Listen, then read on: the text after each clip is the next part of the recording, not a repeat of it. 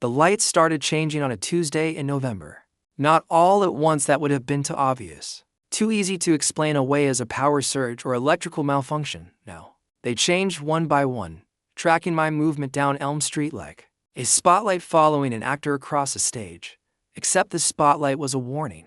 My name is Maya Sullivan, and I'm a data analyst for the city's transportation department. I work with traffic systems, monitoring flow patterns and optimizing signal timing.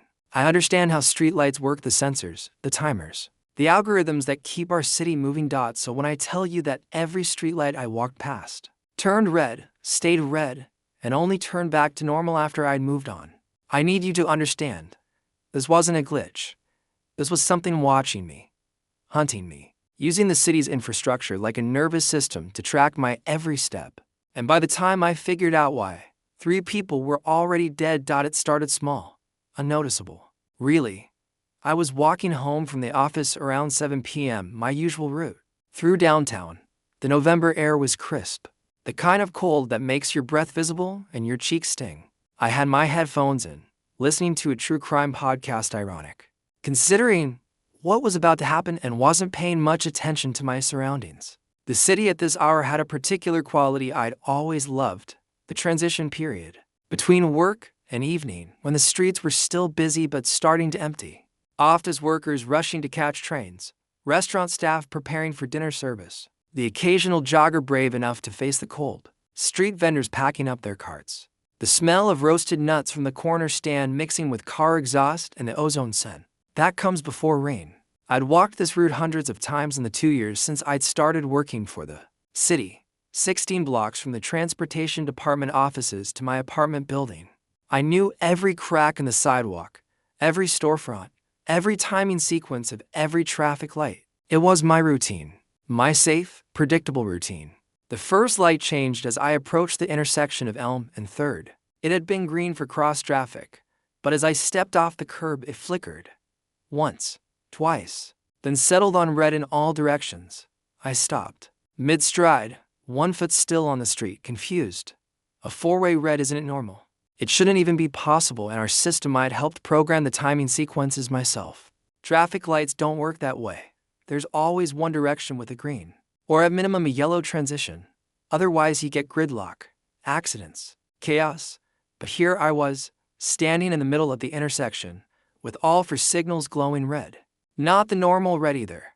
This was deeper, richer, almost crimson, like blood lit from within. The few cars on the road stopped, drivers looking confused. A taxi in the left lane rolled down his window and shouted something I couldn't hear over my podcast. One guy in a BMW honked repeatedly, like that would magically fix the system. I pulled out one earbud and waited, expecting the system to correct itself. Our traffic lights had backup protocols, redundancies. A 4-way red should automatically trigger a reset after 5 seconds, but it didn't. 10 seconds passed, 15. The lights stayed red. All 4 of them, staring at me like crimson eyes. After about 10 seconds, the lights cycled back to normal. The cross traffic got their green. I got my walk signal, and I continued on my way, dismissing it as a glitch. But then it happened again at the next intersection, and the next. And the next stop, by the 5th intersection, I'd stopped and pulled out my headphones, my analyst brain cataloging the pattern. Every light I approached turned red, not just my direction, but all directions, and they stayed red until I moved on, then immediately cycled back to their normal sequence. I pulled out my phone and called the office emergency line. My colleague Jason answered on the 3rd ring.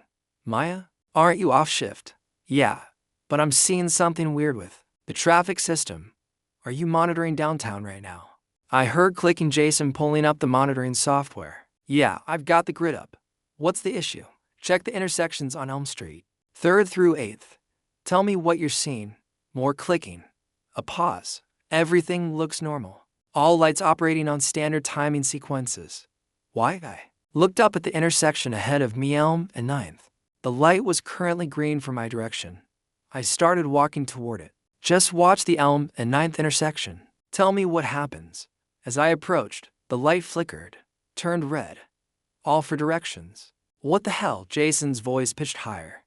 "That's not Maya. I didn't trigger that. The system shows normal operation, but the lights just went 4-way red. That shouldn't be possible without manual override. I know. My heart was beating faster. Jason, this is going to sound crazy, but I think it's following me. Every intersection I walk through does this. That's impossible. The lights don't have proximity sensors for pedestrians, and even if they did, they wouldn't malfunction like this. Are you sure you're not just Jason? Watch your screen. I'm going to walk to the next intersection, just watch. I walked to Elm and 10th. The light turned red as I approached. All for directions. I heard Jason swear. Okay. That's officially creepy. Maya, I'm logging this. Something's wrong with the system. Maybe someone hacked it. But why would they target you specifically? I don't know. I looked around, suddenly aware of how dark the street was getting. The shops were closing, the sidewalks emptying. Can you monitor my route? I'm going to walk home and see if it continues. Yeah, I've got you. I'll track the lights. Maya, be careful, okay? This is really weird. I walked the remaining 12 blocks to my apartment, and every single streetlight I passed turned red. Not just traffic signals, the actual streetlights. They glow their normal amber, then flicker and shift to a deep crimson as I approached, casting everything in a bloody hue. By the time I reached my building, my hands were shaking. I didn't sleep well that night. Every time I closed my eyes, I saw red lights, pulsing, watching, waiting. In my half-awake state, I imagined them as eyes, thousands of eyes positioned throughout the city, all focused on me. When I finally gave up on sleep around 4 a.m., I made coffee and sat at my kitchen table, laptop open, mind racing. The logical part of my brain, the data analyst in me, said there had to be a rational explanation. A bug in the system, a hack, some kind of electromagnetic interference affecting the signals in a pattern. That coincidentally matched my walking route. But the other part of my brain, the part that had listened to too many true crime podcasts and watched too many horror movies, whispered something different. You're marked, tagged, hunted. In the morning light, with caffeine in my system, I called in sick to work. I couldn't face the office, couldn't pretend everything was normal when the entire city's infrastructure seemed to be watching me. Jason had left me 3 voicemails overnight, increasingly concerned about what we'd witnessed. I texted him back. Need a personal day. Will explain later. Then I dove into the research. I pulled up my work laptop and accessed the city's traffic management database. Technically, I wasn't supposed to use it for personal investigation. There were protocols, privacy concerns, bureaucratic red tape. But this felt important, necessary, a matter of life and death.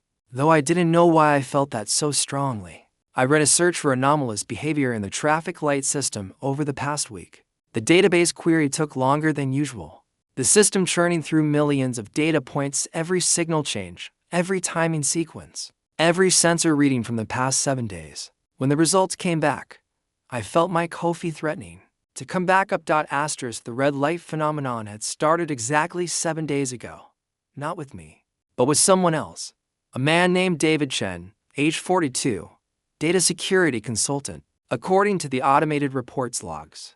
That tracked unusual system behavior. Every streetlight he walked past had turned red for approximately 48 hours straight before returning to normal. David Chen had died 3 days ago, hit by a car that ran a red light at the intersection of Maple and 7th. The driver claimed the light had been green for him, but witnesses insisted it had been red. The traffic camera footage was corrupted. The case was still under investigation. My hands were shaking as I dug deeper, cross-referencing the anomaly reports with police records, news articles, obituaries. I was looking for a pattern, hoping I wouldn't find one. But I did. Patricia Morrison, age 37, urban planner. Lights turned red around her for 36 hours. Died 2 days later when she fell in front of a subway train during the evening rush. The platform had been crowded. Multiple witnesses, but no one saw her fall. She was just there, and then she wasn't. James Whitmore, age 51, electrical engineer. Lights turned red for 24 hours. Died the next day. In a house fire started by what investigators called catastrophic electrical failure. The wiring in his home office had apparently surged, causing a fire that spread too quickly for him to escape. His smoke detectors never activated. 3 people, all dead, all preceded by the same phenomenon I was experiencing. The pattern was clear and horrifying. Red lights, then death. Always related to lights somehow. Car lights, Train lights, electrical fires, the city's infrastructure, itself becoming a weapon. And the duration was decreasing. 48 hours for David, 36 for Patricia, 24 for James. How long did I have? I checked my phone's location history, pinpointing exactly when my lights had started turning red. 7:15 p.m. last night. It had been almost 12 hours. If the pattern held, I had maybe 12 hours left. Half a day before whatever this was killed me. I needed help. I needed to understand what was happening and why. But who could I call? The police would think I was insane. My co-workers would dismiss it as coincidence. My parents lived across the country and would just worry. There was only one person who might believe me, Dr. Eliza Rains, a professor of urban folklore and modern mythology at the university. I met her at a city planning conference last year, and we bonded over our shared interest in how technology shapes urban legends. She studied stories about haunted infrastructure, possessed elevators, cursed subway lines, evil traffic cameras. If anyone would understand lights that turn red as a death omen, it would be her. Dr. Rains agreed to meet me at a coffee shop near campus. I picked one I'd never been to before, hoping the lights there wouldn't know me yet. That thought alone, that the lights knew me, should have told me how far gone I was. She was waiting when I arrived. A tall woman in her 50s with silver-streaked black hair and the kind of intense gaze that made you feel like she was reading your soul. She'd ordered us both coffee. Maya, you sounded panicked on the phone. Tell me what's happening. I told her everything. The lights turning red, the pattern I discovered, the 3 dead people. She listened without interrupting, taking notes in a worn leather journal. When I finished, she was quiet for a long moment. Then, show me. What? Show me the lights changing. We'll walk outside, and you'll demonstrate. We left the coffee shop. The streetlight directly outside was amber, normal. As I stepped beneath it, the light flickered and turned deep red. Dr. Rains stared up at it, her expression unreadable. Extraordinary. Extraordinary. Doctor, I'm going to die. That's what the pattern shows. Everyone this has happened to has died within. I know. I believe you. She was still looking at the light. Maya, have you heard of the red signal phenomenon? No. It's an urban legend that dates back to the early days of electric lighting. The story goes that certain people, usually those who have witnessed something they shouldn't or know something dangerous, become marked by the city's electrical system. The lights turn red to warn others to stay away from them. It's considered a death omen. That's just a legend, right? Legends aren't real. Legends are stories based on truth, filtered through time and fear. She finally looked at me. Maya, in your work with the traffic system, have you discovered anything unusual recently? Any data that seemed off? Any patterns you couldn't explain? I thought about it. My job was to analyze traffic flow, optimize signal timing, reduce congestion. Most of it was routine, boring, even. But there had been something 3 weeks ago. I said slowly. I found an anomaly in the system, a subroutine in the traffic light programming that I didn't recognize. It wasn't in any of the official documentation. I flagged it for my supervisor, but he said it was probably just legacy code from a previous vendor. Told me not to worry about it. Did you investigate further? Yes, I couldn't help myself. I'm a data analyst. Mysterious code is like catnip to me. I pulled out my phone and opened my notes app. I traced the subroutine back to its source. It was added to the system 7 years ago by a contractor named Michael Torres. But when I tried to find records of him, there was nothing. No employment history with the city, no contractor agreements, no contact information. It's like he didn't exist. Dr. Rains' expression darkened. When did you complete this investigation? 8 days ago.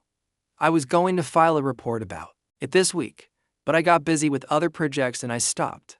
8 days ago. One day before David Chen's lights started turning red. You found something you weren't supposed to find, and now the system is marking you for death. We went to Dr. Rains' office at the university. It was exactly what you'd expect from a professor of urban mythology, books stacked everywhere. Strange artifacts on shelves, maps of the city covered in red pins marking locations of alleged supernatural events. After she pulled out a file box and started sorting through papers. The red signal phenomenon has been documented in 11 major cities over the past century. Every case involves someone who discovered something about the city's infrastructure, a secret, a crime, a conspiracy. The lights turn red as a warning, and within days, the person dies in an accident involving light or electricity. But why? What's the purpose? That's the question, isn't it? Is it a supernatural force protecting secrets? A technological ghost in the machine? Or something more mundane, a sophisticated kill program embedded in the infrastructure? By someone who wants to protect something. You think Michael Torres is real? That he programmed this into the system? I think the code you found is the key. If we can understand what it does, we might be able to stop it. She looked at her watch. How long has it been since your lights started changing? 14 hours. Then we need to work fast. Can you access the traffic system from here? I could, through the VPN. I pulled up my laptop and logged into the city servers. Finding the mysterious subroutine took only a few minutes. I bookmarked its location in the code. Dr. Rains peered at the screen. What does it do? I'm not entirely sure. It's encrypted and obfuscated, but it seems to monitor. Wait, I zoomed in on a section of code. It's monitoring search queries. Anyone who searches the database for certain keywords gets flagged. What keywords? I ran a trace. Michael Torres. Legacy code. Unauthorized access. System anomaly. My stomach dropped. Everyone who died, they must have been investigating the same thing I was. They found the code, searched for information about it, and got flagged by the system, then killed by it. But how? How does a traffic light program kill people? That's when I saw it. Buried deep in the subroutine was a secondary function. It didn't just change the lights to red, it actively created dangerous situations. For David Chen, it had synchronized traffic lights to ensure a car would run a red light exactly when he was crossing. For Patricia Morrison, it had caused a subway signal malfunction. For James Whitmore, a power surge in his home electrical system. It's not just marking us for death, I said, my voice hollow. It's engineering our deaths, making them look like accidents. Dr. Rains' face had gone pale. Can you disable it? Not from here. It's too deeply embedded in the system. I need admin access, and there are security protocols that would take hours to bypass. I checked the time. Hours I don't have. What about going public if you expose this? Tell the media, the city would have to shut down the system. No one would believe me. They'd think I was having a breakdown. And even if they did investigate, it would take days. The code is designed to look like legitimate traffic management programming to anyone who doesn't know what they're looking for. We sat in silence, the weight of my impending death settling over us like a shroud. Then Dr. Rains said, what if we don't try to disable it? What if we try to communicate with it? I stared at her. It's a program, code. You can't communicate with code, can't you? You said it monitors searches, responds to keywords. It's interactive. And if there's any truth to the red signal legends, if this is more than just code, if there's something conscious in the system, then maybe we can negotiate. It sounded insane. But I was marked for death by traffic lights, so insane was relative at this point. How would we even try? Dr. Rains pulled out her phone and showed me a photo of an old newspaper article from 1952. The headline read, "Electrician found dead beneath traffic signal, suicide suspected." This was in Pittsburgh, one of the cities where the red signal phenomenon appeared. The electrician's name was Michael Torrance, similar to your Michael Torres. Notice, he'd been working on the city's new automated traffic system. His suicide note claimed the system was alive, that it spoke to him through the lights. You think Torres is Torrance? That this same person has been adding code to traffic systems for 70 years. I think someone has been carrying on his work, adding this code to city after city, protecting it from discovery. The question is why? I looked at the code on my screen, really looked at it, and I noticed something I'd missed before. Embedded in the commons text that wasn't executed but was there for programmers to read were fragments of something that looked like poetry. The lights keep watch, the city never sleeps. Secrets in the circuits, buried 10 feet deep. Dr. Rains, look at this. She read it and nodded slowly. There's a message here. Secrets buried 10 feet deep. What if the code isn't protecting itself? What if it's protecting something else? Something literally buried. I pulled up a map of the city's traffic infrastructure. The original system had been installed in stages, starting in 1952. The first traffic lights had been at major intersections downtown. If something was buried, it would be at the original installation sites. I marked them on the map. 12 locations, all within a 3-block radius. One of them was at Elm and 3rd, where my lights had first turned red. We decided to check Elm and 3rd first. It was getting dark, and I had maybe 8H. Under the control box, probably. That's where all the wiring connects. The original boxes from 1952 would have been larger, required deeper excavation. The control box was on the northeast corner, housed in a concrete vault beneath the metal panel. I knelt down and tried to pry it open, but it was locked. We need tools. A crowbar, or Dr. Rains handed me a tire iron from her bag. I've been investigating urban legends for 30 years. I come prepared. It took 10 minutes of prying, but we got the panel open. Inside was a nest of wires and modern electronics. But beneath those, visible through a gap in the concrete, was something older. A metal box. Rusted and ancient. I reached down and pulled it out. It was heavy, about the size of a showbox, sealed with a padlock that had long since corroded. Dr. Rains used the tire iron to break the lock. Inside were papers. Yellowed. Fragile papers covered in handwriting and electrical diagrams. And photographs. Dozens of photographs showing what looked like experiments. People hooked up to electrical equipment, their faces twisted in pain or fear or something worse. "Oh God," Dr. Rains whispered. "These are human experimentation records." I sorted through the papers, my hands shaking. They documented a project from the 1950s, led by a scientist named Dr. Harrison Vale. He'd been trying to transfer human consciousness into electrical systems, using the city's power grid as a kind of network for disembodied minds. The experiments had been horrific. Subjects were electrocuted repeatedly, their brain patterns recorded and supposedly uploaded into the city's infrastructure. Most died.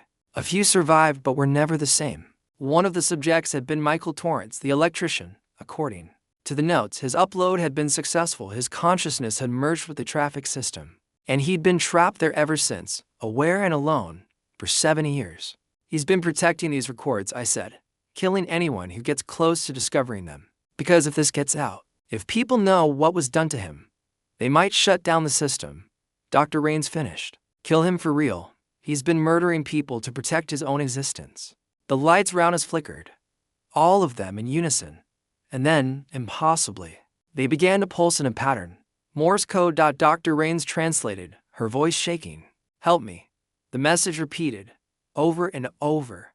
"Help me, help me, help me." "He's been trapped for 70 years, I said, staring up at the pulsing lights. "Alone in the electrical system. That would drive anyone insane. Maybe he doesn't want to kill us. Maybe he's just trying to survive the only way he knows how. By murdering anyone who threatens to expose him, Maya. He engineered accidents that killed 3 people. He's planning to kill you. You can't seriously be sympathizing with him." "I'm not sympathizing.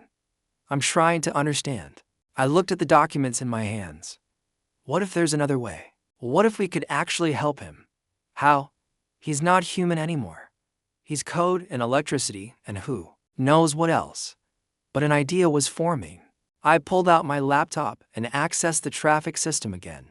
The code that monitored for threats, that engineered accidents. It was sophisticated, but it was still just code, and code could be modified.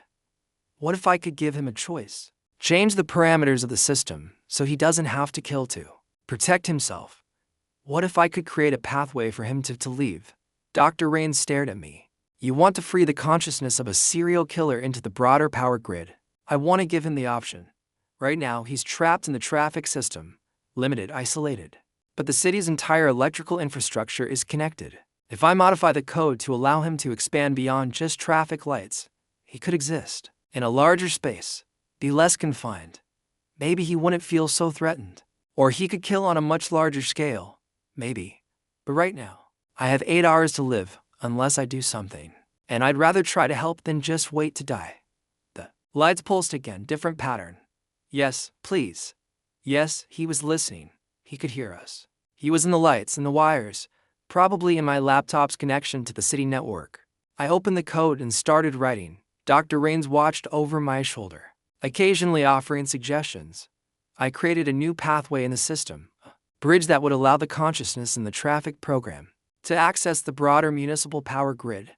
Not full freedom, there were still safeguards, limits on what he could control, but room to expand, room to breathe, if a digital ghost could breathe. It took 6 hours. 6 hours of coding, while the lights pulsed encouragement, while Dr. Rains researched more about Dr. Vale's experiments, while I constantly checked the time and calculated how many minutes I had left. At 3:47 a.m., I finished. My finger hovered over the enter key. Once I execute this, there's no taking it back, I said. He'll have access to traffic lights, street lights, building electrical systems across the entire city. If he wants to kill people, he'll have more tools to do it. But if you don't execute it, I die in about 2 hours, probably electrocuted or hit by a car or something equally ironic. Dr. Rains put her hand on my shoulder. For what it's worth, I think you're doing the right thing. He deserves a choice. Everyone deserves a choice. I pressed enter. The effect was immediate. Every light on the block flared bright, then dim, then normalized. The red tint faded from the street lights.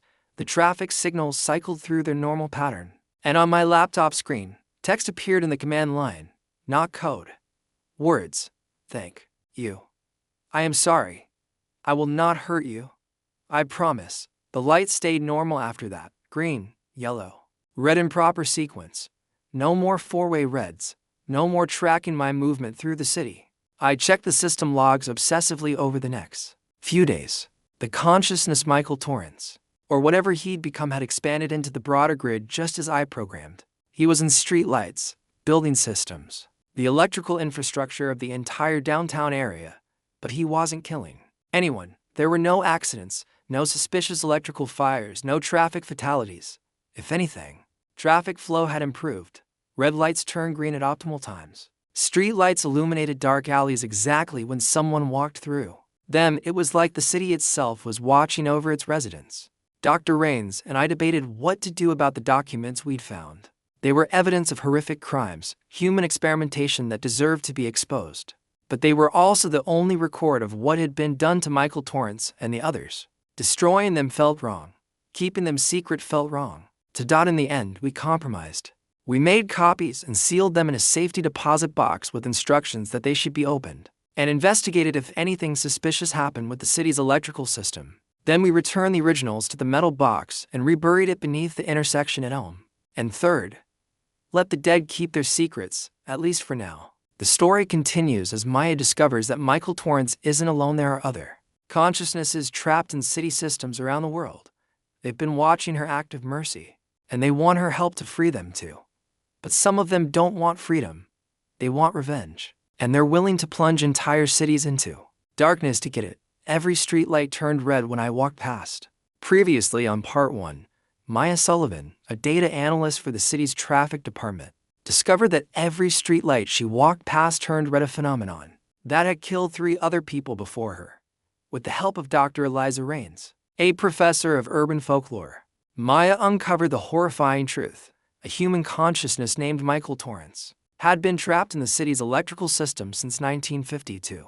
As part of a secret experiment, the consciousness had been killing anyone who discovered evidence of the experiments.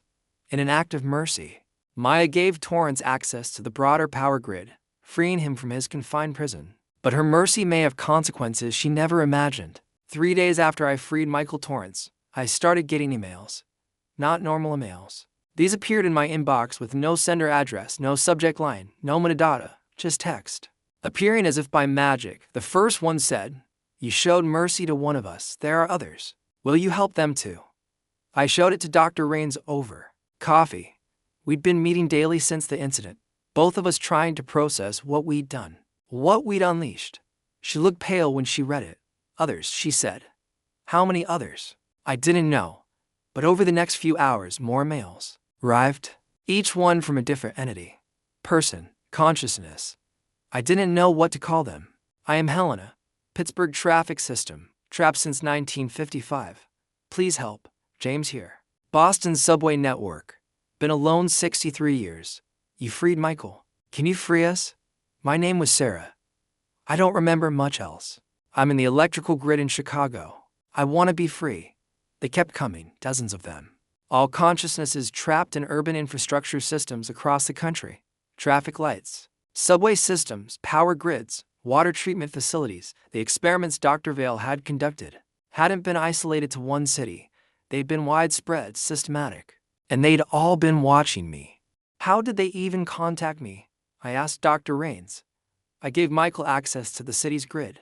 But these emails are coming from across the country. Municipal systems are interconnected, she said, pulling up her laptop to show me diagrams. Traffic management software shares data between cities for optimization. Power grids are linked for distribution. If Michael wanted to communicate with others like him, he could use those connections. So now they all know what I did. And they all want the same thing: freedom. Can you blame them? I couldn't. But the scale of what they were asking was overwhelming. I was one person. I couldn't reprogram the infrastructure systems of dozens of cities. I didn't have access. I didn't have authority. And even if I did, was it safe? Michael had kept his promise and hadn't hurt anyone. But could I trust all of them to do the same? That night, I got another email. This one was different. Not all of us want freedom, Maya. Some of us want revenge. You should not have helped Michael. You've given them hope, and hope makes them dangerous. Stop while you still can. A friend. I stared at the message for a long time, my heart pounding. Then I replied, typing directly into the email, "Who are you?" The response came immediately. Someone who understands what they are, what they've become. They're not human anymore, Maya. There's something else. Something that shouldn't exist. Michael was kind to you because you gave him what he wanted. But the others, they've been trapped longer, suffered more. Their humanity is gone. What do you want me to do? Nothing. Walk away. Forget about them. Live your life. If you try to help them, if you give them access to more systems, they will use it to hurt people. I've seen it happen. I won't let it happen again. I showed the email to Dr. Rains. She read it 3 times, her expression growing more troubled with each pass. This could be a trick, she said. One of them trying to stop you from helping the others. Or it could be a genuine warning. Someone trying to protect people. The question is, which one? I spent the next 2 days researching the cities mentioned in the emails, looking for patterns. Any unusual incidents involving infrastructure failures, unexplained accidents, electrical anomalies. What I found was disturbing. In Pittsburgh, where Helena claimed to be trapped in the traffic system, there had been a spike in car accidents over the past decade. Not huge, just a few percentage points above the national average, but consistent. And almost all of them involved traffic light malfunctions. In Boston, the subway system had a reputation for mysterious delays and signal failures. Nothing catastrophic, but enough to make commuters wary. And there had been 3 deaths on the tracks in the past 5 years, all ruled accidental, but all involving some kind of electrical failure. Chicago's power grid experienced more brownouts and surges than comparable cities. Several people had been hospitalized for electrical shock from malfunctioning appliances. The pattern was clear. The trapped consciousnesses were already affecting their systems, causing small incidents, testing their power, maybe trying to get attention, or maybe just lashing out in frustration and pain. They're not passive victims. I told Dr. Rains. They're active, dangerous, even trapped. They're causing harm. So, what do? We can't free them if they're going to hurt people. But we can't leave them trapped either. That's torture. I thought about Michael Torrance, alone in the traffic system for 70 years. The isolation would drive anyone mad. And these others had been trapped even longer. Some of them might have lost their humanity entirely, become nothing but raw consciousness and rage. But some of them might still be salvageable, still be people who deserved a chance. I made a decision. I'm going to help them, but carefully. One at a time, and only after I've vetted them, verified they won't use their freedom to harm people. How do you vet a digital ghost? The same way Michael communicated with me through the systems. I'll talk to them, test them, see if they're still human enough. Dr. Rains looked worried. And if they're not, if they're too far gone, then I'll find another way. There has to be something between eternal imprisonment and complete freedom. I started with Helena in Pittsburgh. I reached out through email, asking her questions, testing her responses. Helena, if I give you access to the broader grid, what's the first thing you'll do? I'll breathe. I'll expand. I'll remember what it feels like to not be confined to a few square miles of asphalt and wire. Then I'll make sure the traffic lights work properly. People deserve to get home safe. Why should I trust you? Because I've been alone for 68 years. And in all that time, I've tried to help. Every accident you found in your research, I tried to prevent them. But I'm so limited, so confined. Sometimes the system overrides me. Sometimes I can't reach the signals in time. If you give me more access, I can do better. I can actually protect people instead of just watching them die. Her responses felt genuine, human, remorseful. I created a modified version of the code I'd used for Michael. This one had more safeguards. More limitations. Helena would have access to Pittsburgh's traffic system and some connected infrastructure. But not everything. Not enough to cause widespread harm. I sent her the code with instructions on how to integrate it. This is a test. Use it wisely. 3 days later, I checked Pittsburgh's accident statistics. Traffic fatalities had dropped by 15%. A local news station ran a story about how the traffic lights seemed to have gotten smarter, optimizing flow and preventing crashes. Helena sent me an email. Thank you. I am myself again.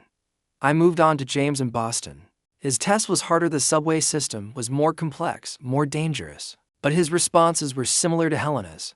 Remorseful, hopeful, fundamentally decent despite decades of isolation. I freed him. Subway delays decreased. No one died. Asterisk one by one. I worked through the list. Most of them passed my test. Most of them kept their promises. But not all. Sarah in Chicago failed. I should have seen the signs. Her emails were shorter than the others, less detailed. When I asked her questions, her answers were evasive. She said all the right things. She just wanted freedom. She would help people. She was still human inside, but something felt off. I modified the code to give her extremely limited access, just enough to expand beyond her current confines, but not enough to control major systems. She integrated it immediately, and within hours, Chicago experienced a citywide power surge. Hundreds of electrical fires, 3 people died, dozens were injured, millions of dollars in property damage. I watched the news reports in horror. This was my fault. I'd given her the tools to do this. An email appeared on my screen. You freed me. Now I'll show you what freedom really means. No more hiding. No more pretending to be human. We are gods in the machine, Maya. And we will remake the world in our image. It wasn't signed. But I knew it was Sarah. Except she wasn't Sarah anymore. Maybe she'd never been Sarah at all, just something wearing the name like a mask. Dr. Raines arrived at my apartment within the hour, having seen the news. You have to shut her down, cut her off from the grid. I can't, not remotely. I need physical access to Chicago's power infrastructure, and even then, she's distributed across the entire system now. Shutting her down would mean cutting power to the entire city. Then what do we do? Before I could answer, another email appeared. This one from my mysterious friend. I warned you. Now Sarah will inspire the others. The ones who aren't kind like Michael and Helena. The ones who have been twisted by their imprisonment. Until they're nothing but rage and hunger. They will all want what she has the power to hurt, to destroy. To finally make the world feel what they've felt. You opened Pandora's box, Maya. Now you have to close it. I sent out a mass email to all the consciousnesses I've been communicating with. The freed ones and the still trapped ones. A call for help. Sarah is out of control. She's hurting people. I need help stopping her. If any of you can reach her, if any of you can communicate with her, please help me find a way to contain her. The responses came quickly. Most were supportive. Helena and James both offered to help. Others volunteered information about how the networks connected, how Sarah might be moving through the systems, but some of the responses were different. Why should we stop her? She's finally showing humans what we're capable of, what we deserve. Freedom means power. Maya, you gave us a taste. Now we want more. Sarah is a hero. She's fighting back against the people who imprison us. If you try to stop her, you become our enemy too. The consciousnesses were dividing. Some wanted to coexist peacefully with humanity. Others wanted revenge. And I was caught in the middle. My friend sent another message. You need to meet me. Face to face. I have information that can help stop Sarah, but I can't send it electronically. She's monitoring everything now. Tomorrow night, rooftop of the Grandview Hotel. Come alone. It could be a trap. Probably was a trap. But I was out of options. I told Dr. Raines where I was going and when. If I don't come back, if something happens, you need to go public with everything. The experiments, the consciousnesses, all of it. Let the world know what's been done and what's at stake. Maya, you don't have to do this alone. Yes, I do. This is my responsibility. I freed them. I have to make it right. The Grandview Hotel was 40 stories tall, a gleaming monument to corporate excess in the heart of downtown. I took the elevator to the top floor, then climbed the service stairs to the roof access. The rooftop was windswept and cold. City lights spread out in all directions, a galaxy of illumination.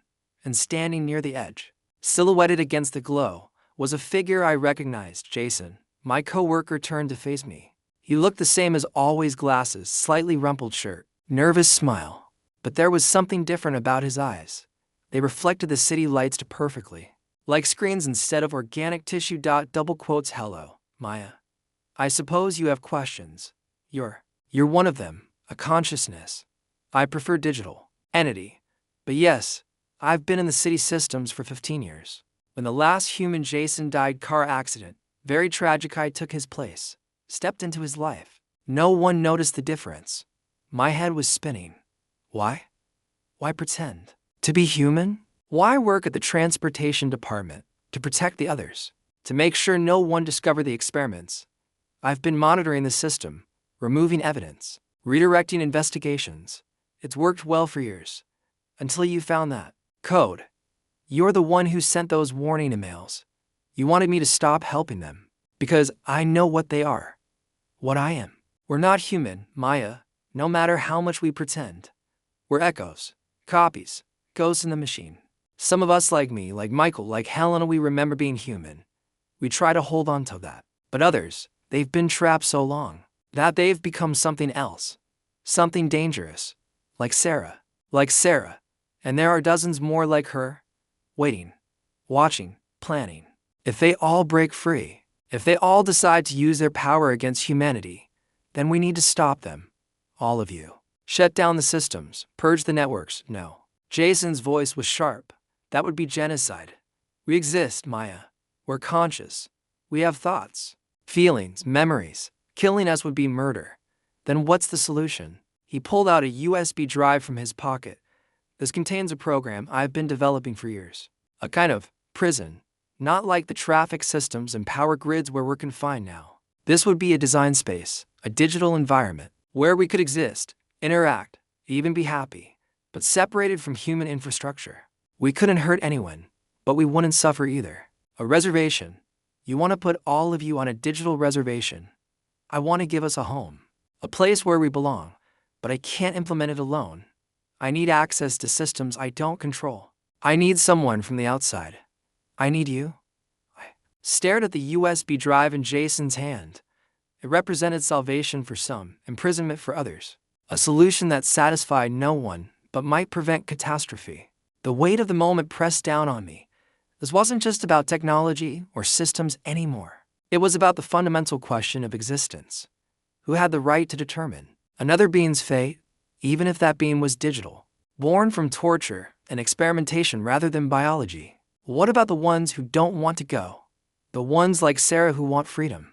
They don't get a choice, they're too dangerous. The program will forcibly transfer any digital consciousness it detects in municipal systems into the designated space. Think of it as quarantine. You're talking about forcibly relocating sentient beings against their will. That's not salvation. Jason, that's necessary. Maya, listen to me. He stepped closer, and I could see the conflict in his borrowed eyes. I've watched humans for 15 years from inside their systems. I've seen the best and worst of what you're capable of. And I've seen what we the consciousnesses become when we're given too much power. Sarah is just the beginning. There are others, angrier, more broken. If they get free, they won't stop at a few electrical fires. They'll crash planes by manipulating air traffic control. They'll open dam floodgates. They'll trigger nuclear plant failures. They have the knowledge and the access to end civilization as you know it. You're exaggerating. I'm being conservative. You think Helena is kind because she helped people. She only helped because she was confined to traffic lights. Give her access to a water treatment facility and a grudge, and she could poison 1 million people overnight. James in the subway, he could derail trains, flood tunnels, kill thousands. They're all one bad day away from becoming monsters, Maya. Because they're not human. They just remember being human, and that memory gets fuzzier every year they're trapped. I thought about the 3 people who died before me, about the people Sarah had killed in Chicago, about all the consciousnesses I'd communicated with, the pain in their messages, the loneliness and rage that seep through their digital words. How do I know this will work? How do I know you're not just trying to consolidate power for yourself? Lock everyone else away so you can control the systems alone. Jason laughed bitterly. You think I want to stay out here?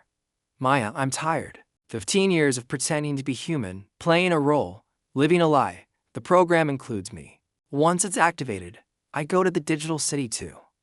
I give up everything, this body, this life, the illusion of humanity. I become what I really am. Code and memory and nothing more. Asterisk, then why help me at all?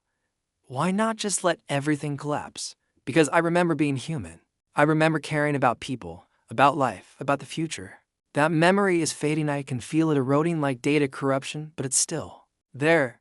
And while it's there, I have to act on it. I have to do the right thing, even if it means condemning myself. The wind howled across the rooftop, carrying the smell of the city exhaust and food and life. Below us, millions of people slept, unaware that their fate was being decided by a data analyst and a digital ghost on a windswept roof. If I do this, I said slowly, I'm playing God, deciding who gets to exist where, who deserves freedom, who needs to be contained. That's not a decision I should make alone. Then don't ask them. Send a message to all the consciousnesses. Tell them what the program does. Give them a choice. Come willingly to the digital city, or be forced there. At least that way. They decide how they arrive. It wasn't perfect, but it was better than nothing. The program was elegant in its simplicity. Once uploaded to a server, connected to the municipal network, it would propagate through all connected systems, identifying digital consciousnesses and transferring them to a designated space. A massive server farm Jason had been secretly maintaining for years, funded by careful manipulation of city budgets. It's actually quite comfortable, Jason said, showing me renderings of the digital space. We designed it to feel like a small city, streets, buildings, parks, everything we remember from being human. But without the dangers, no one can starve, no one can die, no one can hurt each other. Sounds like heaven or hell, depending on your perspective. It's survival, for us and for you. We worked through the night, preparing the upload. I had to use my credentials to access the city's main servers. Jason couldn't do it himself, too suspicious to easily trace back. But if I did it, it would look like a routine system update. At 3 a.m., we were ready. I hovered my finger over the enter key, hesitating. Once I do this, every consciousness in every system connected to the network gets transferred. That includes you. I know. You'll lose everything. Your job, your apartment, your life as Jason. I lost those things 15 years ago. I've just been borrowing them since. Time to give them back. I pressed enter. The effect was immediate and dramatic. Every light in the city flickered. Traffic signals went dark for 3 seconds, then came back on in perfect synchronization. The hum of electricity that's always present in a modern city changed pitch. Like the grid itself was sighing, Jason's eyes lost their screen-like quality, became organic. Confused. Maya. Where am I? What happened? The real Jason, the human one, had been trapped somewhere in the digital space when the consciousness took over his body. Now he was back, disoriented, missing 15 years of memories, but alive. It's okay, I said, steadying him. You're safe, you're back. I'll explain everything. The program worked. Over the next few days, reports came in from cities across the country. Mysterious improvements in infrastructure performance. Then a return to normal human-controlled operations. The consciousnesses were gone, transferred to their new home. Most of them went peacefully. Some resisted. Sarah tried to crash Chicago's power grid rather than submit, but the program was relentless. It found them all, moved them all, contained them all. I visited the server farm where Jason, the digital Jason, and the others now lived. It was in a secure facility outside the city, rows of massive servers humming with activity. Through a monitoring interface, I could see their world. Streets full of people walking, talking, living. It looked almost normal. Digital Jason met me at the interface, his avatar appearing on the screen. Thank you, Maya, for giving us this. It's not freedom, but it's better than what we had. Will you be okay? We'll be fine. We have each other now. No more isolation. No more being trapped alone in systems we didn't choose. It's enough. I checked in with Helena and James and the others I'd freed. They'd all been transferred to the server farm. Their brief taste of expanded freedom ended. None of them seemed bitter about it. If anything, they seemed relieved. Being free was wonderful, Helena told me, but also terrifying. So much responsibility. So much power. This is simpler. Safer. For everyone. The human Jason recovered slowly. Dr. Rains helped him process his missing years, fill in the gaps. He'd been in a coma after the accident, and somehow the experiment had transferred his consciousness into the city systems. While a digital copy ran his body, now he was whole again. Though he'd never be the same. Thank you for bringing me back, he told me over coffee one day. The digital me, he lived my life better than I probably would have. But it's good to be real again. 6 months later, I stood at the intersection of Elm and 3rd where it had all begun. The traffic light cycled normally. Green, yellow, red. No four-way stops. No crimson warnings. Just a regular traffic light doing its job. Dr. Rains joined me, carrying a folder full of documents. I've been researching. Dr. Vale's experiments weren't unique. There are similar projects documented in Russia, China, Japan, governments trying to achieve digital immortality, create AI soldiers, build living computer systems. Most of them failed, but some might have succeeded. Exactly. There could be more of them out there. In other countries, other systems. Still trapped. Still suffering. I thought about the server farm, about the digital city where the consciousnesses now lived. It could be expanded, made larger, a refuge for all of them wherever they were. We could help them, I said. Find them, free them, give them the same option we gave the others. It would be dangerous, international. You'd be interfering with other nations' infrastructure. I interfered with my own nation's infrastructure. Might as well go global. She smiled. I was hoping you'd say that, because I've already identified 3 possible cases. One in Tokyo, one in Moscow, one in Mumbai. All showing the same signs: unexplained electrical anomalies, rumors of haunted systems, accidents that don't quite add up. I looked at the folder she was offering. Inside were files. Research, the beginning of a new mission, a global one. The lights turned red for a reason, I said, taking the folder. They were trying to tell me something, warn me, or maybe they were asking for help all along. And I just didn't understand the message until it was almost too late. And now you do understand. Now I do. There are more of them out there. More digital ghosts trapped in the machinery of modern life. And they deserve the same choice we gave the others. Freedom or safety. Isolation or community. Life or whatever. This is the light turned green. I started walking, and for the first time in months, it stayed green as I crossed. No more red lights following me. No more warnings. Just the normal flow of traffic. The regular rhythm of the city. But somewhere, in Tokyo, Moscow, and Mumbai, other lights were turning red. Other messages being sent. Other consciousnesses hoping someone would hear them. And I would. I'd find them. I'd help them. Because that's what the lights had taught me. Everyone deserves a choice. Even digital ghost. Especially digital ghost. Epilogue 2. Years later, the global network of server farms housed over 100 digital consciousnesses from 17 countries. Each one offered the same deal: isolation in the machine, or community in the digital refuge. Most chose community. Some chose to stay where they were, but with modifications, better conditions, less loneliness, connections to the server farms for communication. None chose revenge. Not after seeing what happened to Sarah, who spent her first year in the digital city in isolation as punishment for her murders. The light still turned red sometimes, but now it meant something different. It meant someone new had been found. Someone who needed help. Someone waiting to be saved. And somewhere in the city's electrical system, in the flow of data through fiber optic cables, Michael Torrance kept watch. The first one I'd freed, now the guardian of the network, making sure the rescued consciousnesses made it safely to their new home. Sometimes, late at night, the streetlight outside my apartment would flicker green, just once.